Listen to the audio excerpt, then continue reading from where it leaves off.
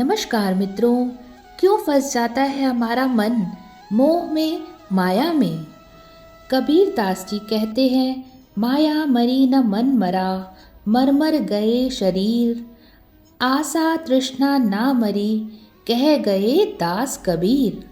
इसका अर्थ यह है कि जब तक व्यक्ति को माया का मोह रहता है तब तक वह सच्चे ज्ञान और धर्म को नहीं समझ सकता।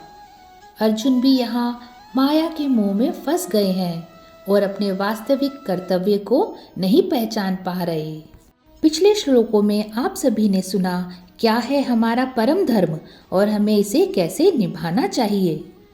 आज के श्लोकों में अर्जुन की उस गहरी दुविधा और नैतिक संघर्ष को दर्शाया गया है, जिससे प्रेरित होकर भगवान श्री कृष्ण ने उन्हें कर्म योग, भक्ति योग और ज्ञान योग का उपदेश दिया है।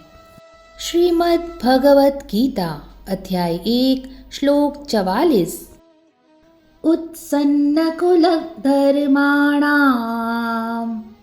मनुष्याणाय जनार्दन, नरके नियतं वासो भवतीत्यनुशुश्रुमा। श्लोक का अर्थ कहता है, अर्जुन श्री कृष्ण से कहते हैं, हे जनार्दन, वंश परंपरा के नष्ट हो जाने से मनुष्यों का धर्म भी नष्ट हो जाता है और ऐसा सुनने में आता है कि धर्महीन लोगों को नरक में अनिश्चित काल तक रहना पड़ता है। भगवान श्री कृष्ण के दृष्टिकोण से अर्जुन का यह तर्क अधूरा था, क्योंकि वह कर्तव्य से पीछे हट रहा था। इस श्लोक में अर्जुन स्वयं बता रहे हैं कि यह सब बातें उन्होंने सुनी है, ना कि आंखों से होते हुए देखी हैं। मोह और भावनात्मक कमजोरी अर्जुन पर हावी हो रही थी। श्री कृष्ण आगे गीता में समझाते हैं कि जीवन और मृत्यु आत्मा के स्तर पर मायने नहीं रखते, बल्कि धर्म और कर्म अधिक महत्वपूर्ण हैं। आइए श्लोक का भाव समझते हैं। अर्जुन के इस विचार से हमें ये समझने को मिलता है कि धर्म और परंपराएं समाज को संरक्षित करने में महत्वपूर्ण भूमिका निभाती हैं, लेकिन श्री कृष्ण आगे अर्जुन को ये सिखाएंगे कि वास्तविक धर्म कर्तव्य पालन और सत्य के मार्ग पर चलना है, ना कि मोह या भय से पीछे हटना। श्रीमद् भगवत गीता अध्याय 1 श्लोक 45। अहो बत महत् पापं कर्तुं व्यवसिता वयं, यद्राजय सुख लोभेन हन्तुं स्वजनमुद्यताः। आइए श्लोक का अर्थ सुनते हैं।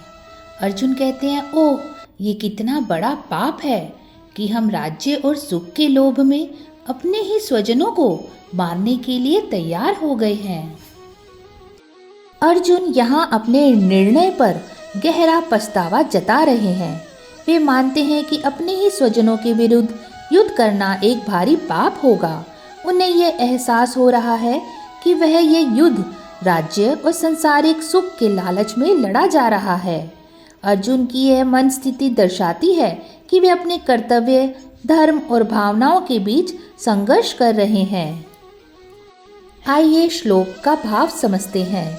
यह श्लोक हमें सिखाता है कि किसी भी निर्णय को भावनाओं के प्रभाव में नहीं, बल्कि सही दृष्टिकोण और कर्तव्य बोध से लेना चाहिए।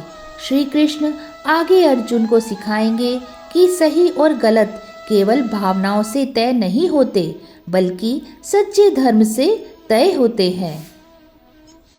दोस्तों, श्री कृष्ण हमें बताते हैं इंसान मोह माया में इसलिए फंसता है क्योंकि उसकी प्रकृति और इच्छाएं उसे इस संसार से जोड़ती हैं।